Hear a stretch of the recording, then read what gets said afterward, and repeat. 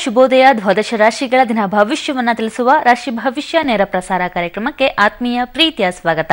ವೀಕ್ಷಕರ, ಇವತ್ತಿನ ರಾಶಿ ಭವಿಷ್ಯ ಕಾರ್ಯಕ್ರಮದಲ್ಲಿ ನಾವು ವ್ಯಾಪಾರ ಸ್ಥಳದಲ್ಲಿ ಜನಾಕರ್ಷಣ ಚಕ್ರ, ಧನಾಕರ್ಷಣ ಚಕ್ರವನ್ನ ಇಟ್ರೆ ವ್ಯಾಪಾರ ವೃದ್ಧಿ ಆಗತ್ತಾ, ಹಾಗೆ ಜನಾಕರ್ಷಣ ಚಕ್ರ, ಧನಾಕರ್ಷಣ ಚಕ್ರದ ಮಹತ್ವ ಏನು ಎಂಬುದರ ಬಗ್ಗೆ ಇವತ್ತಿನ ರಾಶಿ ಭವಿಷ್ಯ ಕಾರ್ಯಕ್ರಮದಲ್ಲಿ ಮಾಹಿತಿಯನ್ನ ತಿಳಿಸ್ಕೊಡ್ತೇವೆ. ಮತ್ತೊಮ್ಮೆ ಕಾರ್ಯಕ್ರಮಕ್ಕೆ ಸ್ವಾಗತ. ನಾನು ಭವ್ಯ ಶ್ರೀವತ್ಸ.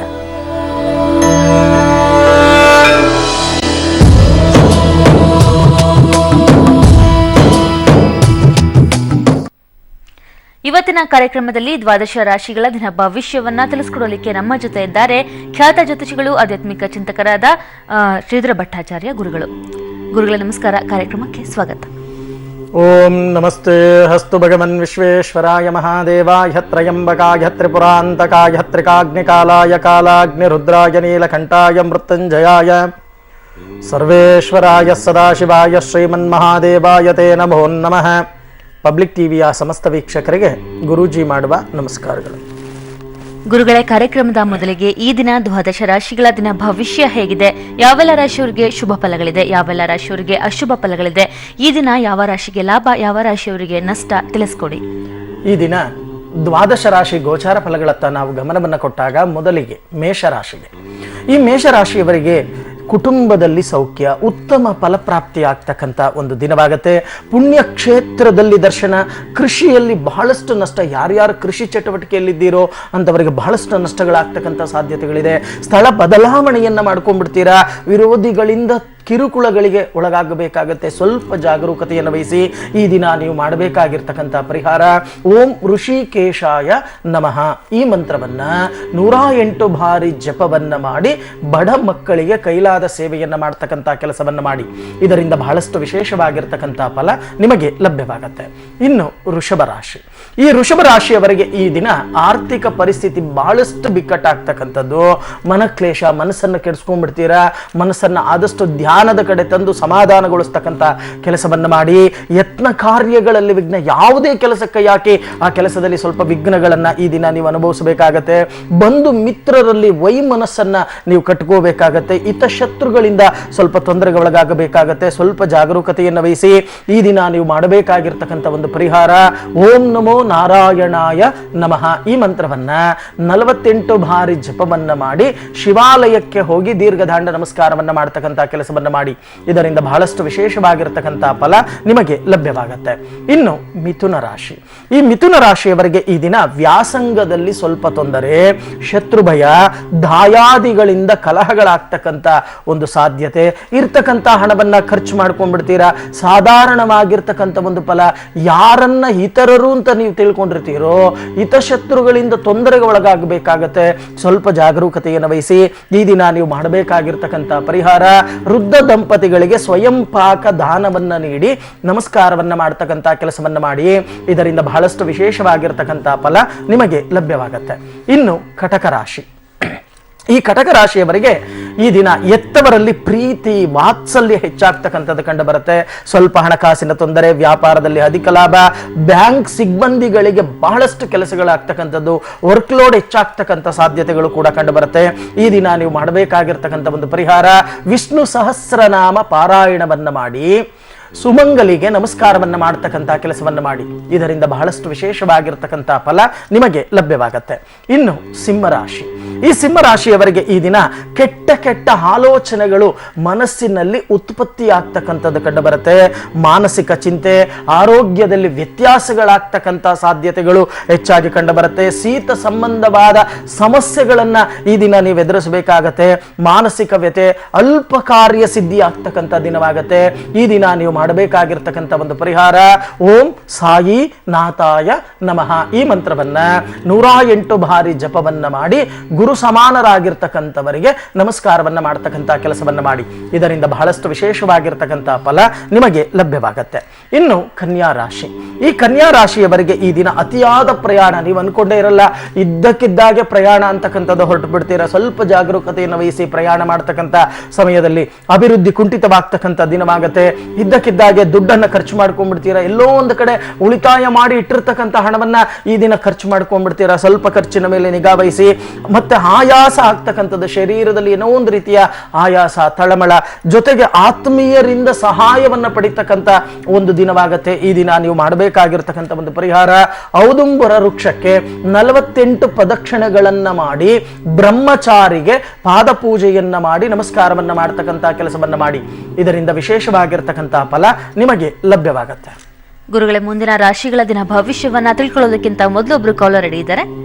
ಈಗ ಮಂಜುನಾಥ್ ಅನ್ನೋರು ಬೆಂಗಳೂರಿನಿಂದ ಕರೆ ಮಾಡಿದ್ದಾರೆ. ನಮಸ್ತೆ. ನಮಸ್ಕಾರ ಮೇಡಮ್. ಹೇಳಿ, ಯಾರ ಬಗ್ಗೆ ಕೇಳಬೇಕಿತ್ತು? ನನ್ನ ಮಗನ ಬಗ್ಗೆ ಕೇಳ್ಬೇಕಾಯ್ತು ಮೇಡಮ್. ಜನ್ಮ ದಿನಾಂಕ ಮತ್ತೆ ಹುಟ್ಟಿದ ಸಮಯವನ್ನ ತಿಳಿಸ್ಕೊಡಿ. 25/5/2009 ಬೆಳಿಗ್ಗೆ 9:55. ಏನ್ ಪ್ರಶ್ನೆ ಕೇಳಬೇಕಿತ್ತು ಮಗನ ಬಗ್ಗೆ? ನಾನು ವಿದ್ಯಾಭ್ಯಾಸದ ಬಗ್ಗೆ ಕೇಳಬೇಕಾಯ್ತು. ಗುರುಗಳಿದ್ದಾರೆ, ಮಾತಾಡಿ. ಮಂಜುನಾಥ್ ಅವರೇ ನಮಸ್ಕಾರ. ನಮಸ್ಕಾರ ಗುರುಜಿ. ಏನು ಓದ್ತಾ ಇದಾರಪ್ಪ ಇವಾಗ? ಇವಾಗ ಸೆಕೆಂಡ್ ಸ್ಟ್ಯಾಂಡರ್ಡ್ ಅಲ್ಲಿ ಇದ್ದಾರೆ. ಸ್ವಲ್ಪ ವಿದ್ಯಾ ಸ್ವಲ್ಪ ಕಡಿಮೆ ಅಂತ ನಾನು ಅಷ್ಟು ಹೇಳಕ್ಕಾಗಲ್ಲ. ಅದು ಸಿಕ್ಕಾಪಟ್ಟೆ ಮರ್ತೋಗ್ತದಾನೆ, ಹೇಳಿದ್ರೆ ಮರ್ತೋಗ್ಬಿಡ್ತಾನೆ. ನೋಡೋಣ. ಸೋಮವಾರ ಹುಟ್ಟಿದ್ದು, ಹೌದಾ? ಹೌದೌದು, ಸೋಮವಾರ. ಇವರ ಒಂದು ನಕ್ಷತ್ರ ರೋಹಿಣಿ ನಕ್ಷತ್ರ, ವೃಷಭ ರಾಶಿ. ಕರೆಕ್ಟ್. ಜನನ ಕಾಲದಲ್ಲಿ ಇವರಿಗೆ ನಡೀತಾ ಇರ್ತಕ್ಕಂಥ ಒಂದು ದಶ ಚಂದ್ರದಶ, ಆದ್ರೆ ಈಗ ಕುಜ ದಶ ನಡೀತಾ ಇದೆ. ಲಗ್ನದಲ್ಲೇ ಕೇತು, ಸಪ್ತಮ ಸ್ಥಾನದಲ್ಲಿ ರಾಹು. ಚೆನ್ನಾಗಿ ಅರ್ಥ ಮಾಡ್ಕೊಳ್ಳಿ. ಲಗ್ನದಲ್ಲಿ ಕೇತು ಇದ್ರೆ ಏನಾಗತ್ತೆ ಅಂದ್ರೆ, ಇವರು ಕಟಕ ಲಗ್ನದಲ್ಲಿ ಜನನವಾಗಿದ್ದಾರೆ. ವಿದ್ಯಾಕಾರಕನಾಗಿರ್ತಕ್ಕಂಥ ಗುರು ಅಲ್ಲಿ ಅಷ್ಟಮ ಸ್ಥಾನದಲ್ಲಿ ಇರುವುದರಿಂದ, ಅಂದ್ರೆ ಶನಿಯ ಕ್ಷೇತ್ರದಲ್ಲಿ ಇರುವುದರಿಂದ, ಮಂದಕಾರಕನ ಕ್ಷೇತ್ರ ಅಂದ್ರೆ ಶನಿಯ ಕ್ಷೇತ್ರ. ಹಾಗಾಗಿ ಏನಾಗತ್ತೆ, ಆಗಾಗ ಏನೋ ಒಂದು ರೀತಿಯ ಮಂದ, ಏನೇ ಓದಿದ್ರು ಸಹಿತ ತಲೆಗೆ ಹೋಗದೆ ಇರತಕ್ಕಂಥದ್ದು, ಅಥವಾ ಅದರ ಆಕ್ಟಿವಿಟೀಸ್ ಅನ್ನ ಮಾಡ್ತಕ್ಕಂಥದ್ದು, ಇಂಥ ಕೆಲಸವನ್ನ ಮಾಡ್ತಾರೆ. ಅದಕ್ಕೆ ನೀವು ಮೊದಲು ಮಾಡಬೇಕಾಗಿರ್ತಕ್ಕಂಥ ಕೆಲಸ ಇಷ್ಟೇ. ಪ್ರತಿ ಹುಣ್ಣಿಮೆಯ ದಿನ ಯಾವುದಾದ್ರೂ ಒಂದು ನಿಮ್ಮ ಇಷ್ಟ ದೇವತೆಯ ದೇವಾಲಯಕ್ಕೆ ಹೋಗಿ ಅನ್ನಪ್ರಸಾದವನ್ನ ಮಾಡಿ, ನೈವೇದ್ಯವನ್ನ ಮಾಡಿ ಬರ್ತಕ್ಕಂಥ ಭಕ್ತಾದಿಗಳಿಗೆ ವಿನಿಯೋಗವನ್ನ ಮಾಡ್ತಕ್ಕಂಥ ಕೆಲಸವನ್ನ ಮಾಡಿ. ಜೊತೆಗೆ ಮುತ್ತಿನಲ್ಲಿ ಗಣೇಶನ ಪೆಂಡೆಂಟ್ ಅನ್ನ ಮಾಡಿ, ಕರಿ ದಾರದಲ್ಲಿ ಧಾರಣೆಯನ್ನ ಮಾಡ್ತಕ್ಕಂಥ ಕೆಲಸವನ್ನ ಮಾಡಿ. ಇದರಿಂದ ಹಂತ ಹಂತವಾಗಿ ವಿದ್ಯಾಭ್ಯಾಸದಲ್ಲಿ ಅಭಿವೃದ್ಧಿ ಅತ್ತ ಬರುತ್ತೆ. ಯೋಚನೆ ಮಾಡ್ತಕ್ಕಂಥದ್ದು ಬೇಡ. ಒಳ್ಳೇದಾಗ್ಲಿಪ್ಪ. ಕರೆ ಮಾಡಿದ್ದಕ್ಕೆ ಧನ್ಯವಾದ. ಈಗ ಲತಾ ಅನ್ನೋರು ಬಾಗಲಕೋಟೆಯಿಂದ ಕರೆ ಮಾಡಿದ್ದಾರೆ. ನಮಸ್ತೆ. ನಮಸ್ತೆ ರೀ ಮೇಡಮ್ ರೀ. ಹೇಳಿ, ನಮ್ಮ ಮನೆಯವ್ರ ಕೇಳ್ಬೇಕಾಗಿತ್ರಿ. 2/9/63 ರೀ. 2/9/1963 ರೀ. ಹುಟ್ಟಿದ ಸಮಯ ಹೇಳಿ. 7 ಗಂಟೆಗೆ ರೀ, ಸಂಜೆ 7ಕ್ಕೆ ರೀ. ಸರಿ, 7 ಕೇಳ್ಬೇಕಿತ್ತು. ಹಾನ್ರಿ, ಅವ್ರದಂತ ಪ್ರಮೋಷನ್ ಆಗುತ್ತಿತ್ರಿ. ಅದ್ ಯಾಕೋ ಅಡೆತಡೆ ಬರಾಕತ್ತಾರ, ಒಟ್ಟು ಆಗ್ತಾ ಇಲ್ಲ ರೀ. ಮಾತಾಡಿ. ಹಾನ್ರಿ, ಹೇಳ್ರಿ. ಅಮ್ಮ ನಮಸ್ಕಾರ ತಾಯಿ. ಹಲೋ ರೀ ಸರ್, ನಮಸ್ಕಾರ ಗುರೂಜಿ ಅವ್ರಿ. ಸೋಮವಾರ ಹುಟ್ಟಿದ್ದು, ಹೌದಾ? ಸೋಮವಾರ ಅಂದ್ರೆ ಗೊತ್ತಿಲ್ರಿ ಸರಿ. ಅಂದ್ರೆ ಧನಿಷ್ಠ ನಕ್ಷತ್ರ, ಮಕರ ರಾಶಿ. ಮಕರ ರಾಶಿ ರೀ. ಜನ್ಮನಾಮ ಶಿರೀಶ್ ರೀ. ಸರಿಮ್ಮ. ಜನನ ಕಾಲದಲ್ಲಿ ಇವರಿಗೆ ನಡೀತಾ ಇರ್ತಕ್ಕಂಥ ಒಂದು ದಶ ಕುಜ ದಶ, ಆದ್ರೆ ಈಗ ಇವರಿಗೆ ಶನಿ ದಶ ನಡೀತಾ ಇದೆ. ಇಲ್ಲಿ ಜಾತಕವನ್ನ ನಾವು ನೋಡಿದಾಗ ಮುಖ್ಯವಾಗಿ ಕುಂಭ ಲಗ್ನದಲ್ಲಿ ಇವರ ಜನನವಾಗಿದ್ದರ. ವ್ಯಯಸ್ಥಾನದಲ್ಲಿ ಚಂದ್ರ ಮತ್ತೆ ಶನಿ ಯಾವಾಗ ವ್ಯಯಸ್ಥಾನದಲ್ಲಿ ಇರ್ತಾರೋ ನೋಡಿ, ಇಲ್ಲಿ ಮುಖ್ಯವಾಗಿ ಶತ್ರು ಕ್ಷೇತ್ರವನ್ನ ನಾವು ಗಮನಿಸಬೇಕಾಗತ್ತೆ. ಆ ಶತ್ರು ಕ್ಷೇತ್ರಾಧಿಪತಿಯಾಗಿರ್ತಕ್ಕಂಥ ಚಂದ್ರ ವ್ಯಯದಲ್ಲಿ ಇರುವುದರಿಂದ ಹಿತಶತ್ರುಗಳಿಂದ, ಅಂದ್ರೆ ಅವರ ಸಹಪಾಠಿಗಳಿಂದಾನೇ ಅಥವಾ ಅವರ ಮೇಲಾಧಿಕಾರಿಗಳಿಂದಲೇ ಸ್ವಲ್ಪ ಹಿಂದೆ ಬೀಳ್ತಾ ಇದೆ. ಇದಕ್ಕೆ ನೀವು ಮಾಡಬೇಕಾಗಿರ್ತಕ್ಕಂಥ ಕೆಲಸ ಇಷ್ಟೇ. ಮೊದಲು ನಾರಸಿಂಹ ಸುದರ್ಶನ ಜಪ, ನಾರಸಿಂಹ ಸುದರ್ಶನ ಹೋಮವನ್ನ ಶ್ರದ್ಧಾ ಭಕ್ತಿ ಏಕಾಗ್ರತೆಯಿಂದ ಆಚರಣೆಯನ್ನ ಮಾಡಿ, ಅದರಲ್ಲಿ ಬರ್ತಕ್ಕಂಥ ರಕ್ಷೆಯನ್ನ ಪ್ರತಿದಿನ ಹಣೆಯಲ್ಲಿ ಧರಿಸ್ಕೊಳ್ಳಿಕ್ಕೆ ಹೇಳಿ. ಖಂಡಿತವಾಗಿ ಇವರಿಗೆ ಒಂದು ಉನ್ನತ ಸ್ಥಾನಮಾನ ಖಂಡಿತವಾಗಿ ಲಭ್ಯವಾಗುತ್ತೆ. ಯೋಚನೆ ಮಾಡ್ತಕ್ಕಂಥದ್ದು ಬೇಡ. ಒಳ್ಳೇದಾಗ್ಲಿ ತಾಯಿ. ಲತಾ ಅವರೇ, ಕರೆ ಮಾಡಿದ್ದಕ್ಕೆ ಧನ್ಯವಾದಗಳು. ಗುರುಗಳೇ, ಮೊದಲ 6 ರಾಶಿಗಳ ದಿನ ಭವಿಷ್ಯವನ್ನ ತಿಳಿಸ್ಕೊಟ್ಟಿದ್ದೀರಾ. ಇನ್ನು ಉಳಿದ ರಾಶಿಗಳ ಈ ದಿನದ ಚಂದ್ರ ಗೋಚಾರ ಫಲಗಳು ಹೇಗಿದೆ ತಿಳಿಸ್ಕೊಡಿ. ಇನ್ನು ತುಲಾರಾಶಿ. ಈ ತುಲಾರಾಶಿಯವರಿಗೆ ಈ ದಿನ ಉದ್ಯೋಗದಲ್ಲಿ ಪ್ರಗತಿ, ದ್ರವ್ಯ ನಷ್ಟವನ್ನ ಮಾಡ್ಕೊಂಡ್ಬಿಡ್ತೀರಾ. ಸ್ವಲ್ಪ ಜಾಗರೂಕತೆಯನ್ನು ವಹಿಸಿ. ಯತ್ನ ಕಾರ್ಯಗಳಲ್ಲಿ ಬಹಳಷ್ಟು ಅನುಕೂಲಗಳನ್ನು ಪಡಿತಕ್ಕಂಥ ಒಂದು ಶುಭಯೋಗ. ಆರೋಗ್ಯದಲ್ಲಿ ಚೇತರಿಕೆ, ಬಹಳಷ್ಟು ಶುಭ ಕಾರ್ಯಗಳಲ್ಲಿ ಭಾಗಿಯಾಗ್ತಕ್ಕಂಥ ಸಾಧ್ಯತೆಗಳು ಹೆಚ್ಚಾಗಿ ಕಂಡುಬರುತ್ತೆ. ಕುಟುಂಬದಲ್ಲಿ ನೆಮ್ಮದಿಯಾದ ಒಂದು ವಾತಾವರಣ. ಈ ದಿನ ನೀವು ಮಾಡಬೇಕಾಗಿರ್ತಕ್ಕಂಥ ಒಂದು ಪರಿಹಾರ, ಓಂ ಶ್ರೀ ಗಂ ಗಣಪತಯೇ ನಮಃ ಈ ಮಂತ್ರವನ್ನ 21 ಬಾರಿ ಜಪವನ್ನ ಮಾಡಿ ಗಣೇಶನ ಆಲಯಕ್ಕೆ ಹೋಗಿ 21 ನಮಸ್ಕಾರವನ್ನು ಮಾಡ್ತಕ್ಕಂಥ ಕೆಲಸವನ್ನು ಮಾಡಿ. ಇದರಿಂದ ಬಹಳಷ್ಟು ವಿಶೇಷವಾಗಿರ್ತಕ್ಕಂಥ ಒಂದು ಶುಭ ಫಲಗಳನ್ನು ನೀವು ಅನುಭವಿಸ್ತೀರ. ಇನ್ನು ವೃಶ್ಚಿಕ ರಾಶಿ, ಈ ವೃಶ್ಚಿಕ ರಾಶಿಯವರಿಗೆ ಈ ದಿನ ಮಾತೃವಿನಿಂದ ಸಹಾಯ ಅಥವಾ ಮಾತೃ ಸಮಾನರಾಗಿರ್ತಕ್ಕಂಥವರಿಂದನೂ ಸಹಾಯವನ್ನು ಪಡಿತಕ್ಕಂಥ ಒಂದು ಶುಭಯೋಗ. ವಾದ ವಿವಾದಗಳಲ್ಲಿ ಸೋಲನ್ನು ಅನುಭವಿಸಬೇಕಾಗತ್ತೆ. ಸ್ವಲ್ಪ ಜಾಗರೂಕತೆಯನ್ನು ವಹಿಸಿ. ಯಾರ್ಯಾರು ಕೃಷಿ ಚಟುವಟಿಕೆಯಲ್ಲಿ ತೊಡಗಿದ್ದೀರೋ ಅಂಥವರಿಗೆ ಬಹಳಷ್ಟು ಲಾಭ. ಸ್ಥಳ ಬದಲಾವಣೆ ಆಗ್ತಕ್ಕಂಥ ಒಂದು ಸಾಧ್ಯತೆಗಳೇ ಹೆಚ್ಚಾಗಿ ಕಂಡು ಬರುತ್ತೆ. ಗುಪ್ತಾಂಗ ರೋಗಗಳು ಈ ದಿನ ನಿಮ್ಮನ್ನು ಕಾಡುತ್ತೆ. ಬಹಳಷ್ಟು ಜಾಯಿಂಟ್ ಪೇನ್ ಇರಬಹುದು, ನರಗಳ ದೌರ್ಬಲ್ಯ ಇರಬಹುದು, ಇವೆಲ್ಲವೂ ಕೂಡ ಬಹಳಷ್ಟು ಕಾಡ್ತಕ್ಕಂಥ ಒಂದು ದಿನವಾಗುತ್ತೆ.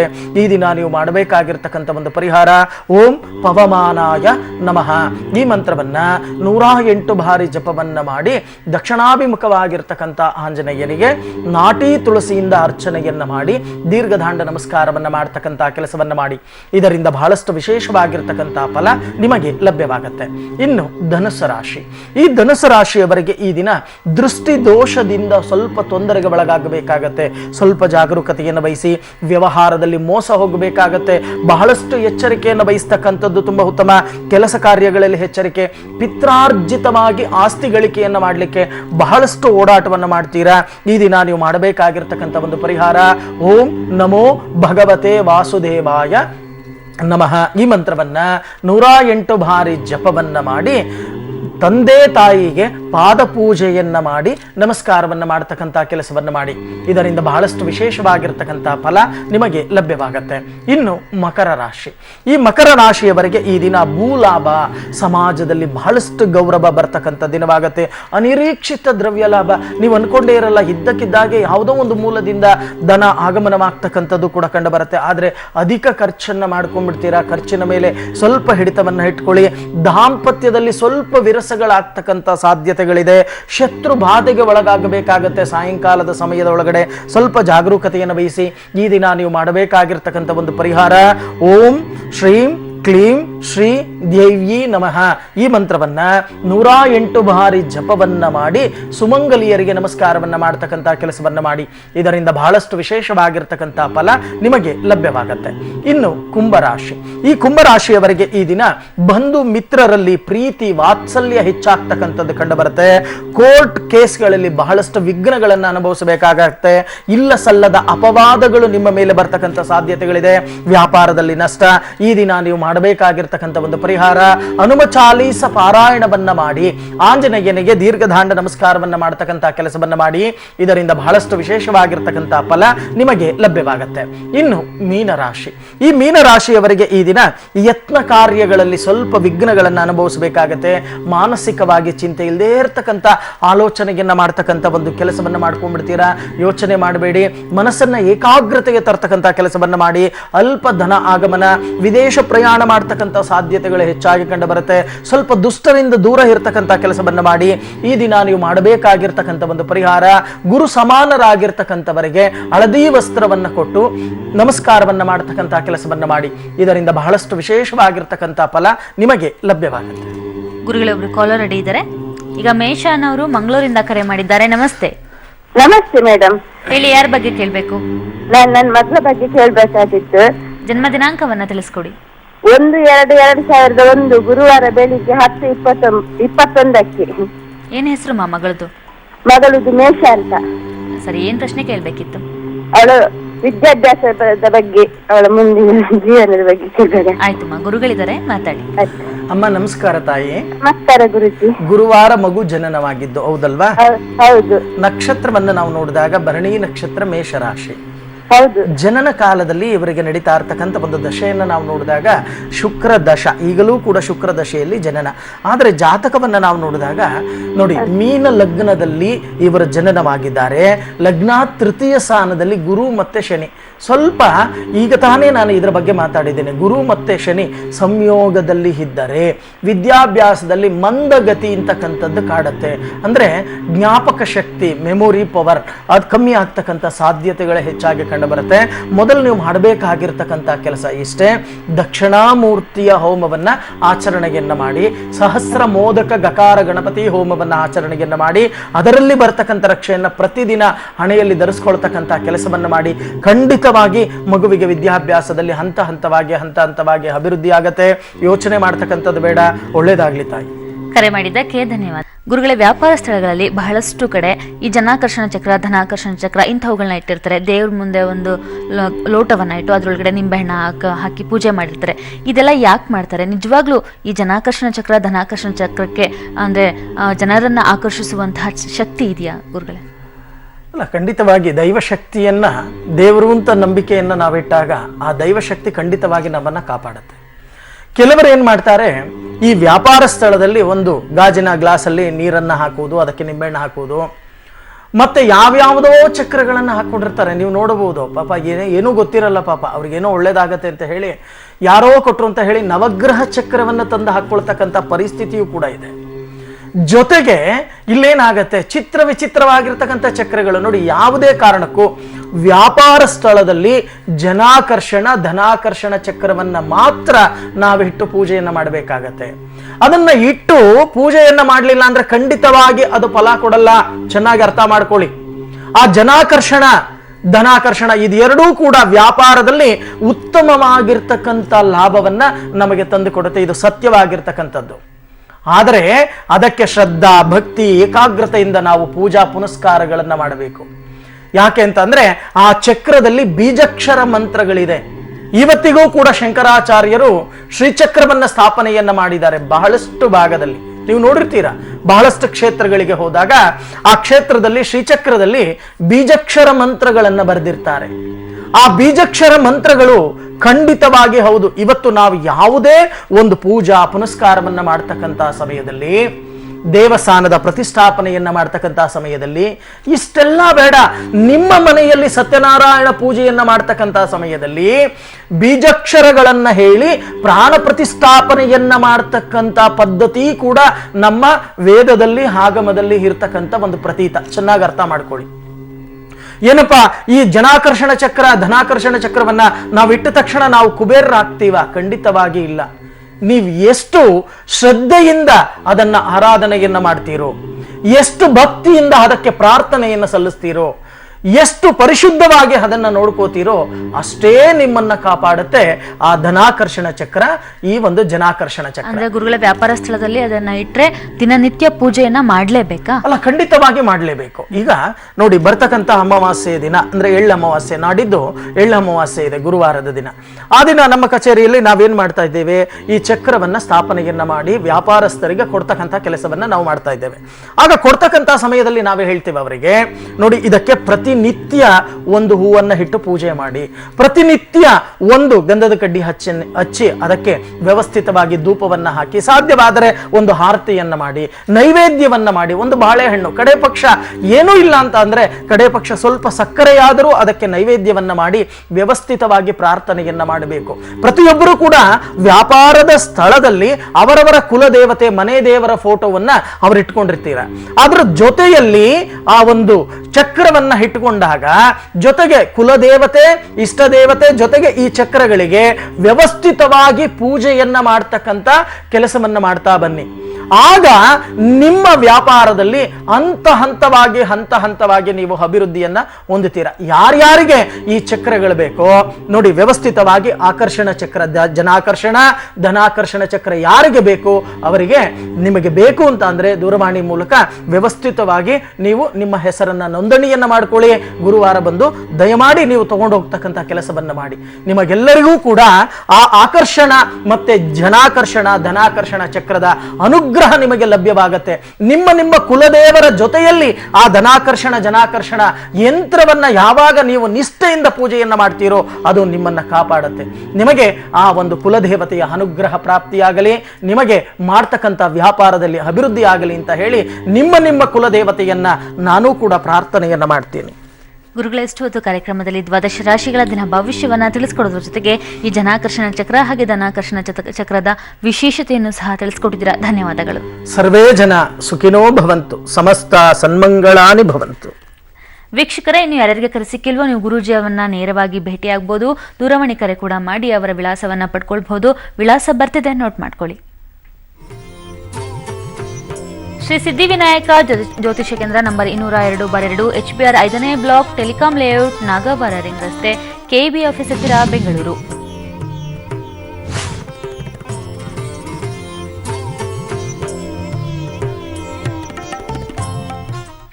ವೀಕ್ಷಕರ, ಇದಾಗಿತ್ತು ಇವತ್ತಿನ ರಾಶಿ ಭವಿಷ್ಯ ಕಾರ್ಯಕ್ರಮ. ನಾವು ಹೊಡುವಂತಹ ಸಮಯ ಆಯಿತು. ನಾಳಿನ ಕಾರ್ಯಕ್ರಮದಲ್ಲಿ ಮತ್ತಷ್ಟು ಜ್ಯೋತಿಷ್ಯದ ವಿಚಾರಗಳೊಂದಿಗೆ ನಿಮ್ಮ ಮುಂದೆ ಹಾಜರಾಗ್ತೇವೆ. ಮೋದಿಗೆ ಸಹಾರಾ ಸಂಸ್ಥೆಯಿಂದ 40 ಕೋಟಿ ಹಾಗೂ ಬಿರ್ಲಾ ಸಂಸ್ಥೆಯಿಂದ 12 ಕೋಟಿ ಕಿಕ್ ಬ್ಯಾಕ್ ಸಿಕ್ಕಿದೆ ಅನ್ನೋ ಆರೋಪದ ದಾಖಲೆಗಳನ್ನು ಇವತ್ತು ರಾಹುಲ್ ಗಾಂಧಿ ತಮ್ಮ ಟ್ವಿಟರ್ ಖಾತೆಯಲ್ಲಿ ಹಂಚಿಕೊಂಡಿದ್ದಾರೆ. ಇನ್ನು ನಿನ್ನೆ ರಾಹುಲ್ ಆರೋಪಕ್ಕೆ ಇವತ್ತು ಸ್ವಕ್ಷೇತ್ರ ವಾರಣಾಸಿಯಲ್ಲಿ ಪ್ರಧಾನಿ ಮೋದಿ ತಿರುಗೇಟು ಕೊಟ್ಟರು. ಮೊದಲಿಗೆ ಒಂದು ಬ್ರೇಕಿಂಗ್ ನ್ಯೂಸ್ ಇದೆ. ರಾಜ್ಯ ಸರ್ಕಾರ ಬಿದ್ದು ಹೋಗುತ್ತೆ, 3 ಸಚಿವರು ರಾಜೀನಾಮೆಯನ್ನ ಕೊಡ್ತಾರೆ ಅಂತ ಯಡಿಯೂರಪ್ಪನವರು ಹೇಳ್ತಾನೆ ಇದ್ರು. ಆದ್ರೆ ಇದುವರೆಗೂ ಕೂಡ ಆ ವಿಷಯಕ್ಕೆ ಸಂಬಂಧಪಟ್ಟಂತೆ ಯಾವುದೇ ದಾಖಲೆಗಳನ್ನು ಅವರು ಬಿಡುಗಡೆ ಮಾಡಿಲ್ಲ.